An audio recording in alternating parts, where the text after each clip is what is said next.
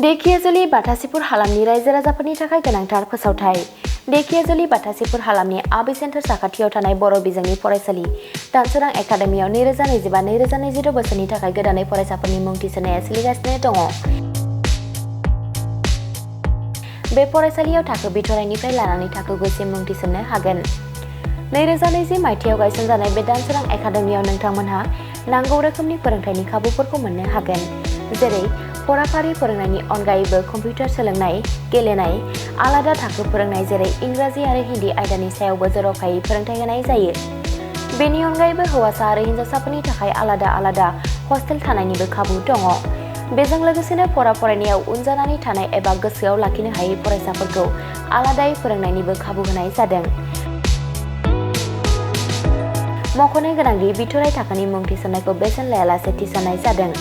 बेनिखायनो गोसो गुदुं दिथागिरि नोंथांमोनहा गाव गावनि गथ'फोरखौ दानसोरां एकाडेमियाव मुं थिसननो गोसो दङब्ला थिसननो हागोन।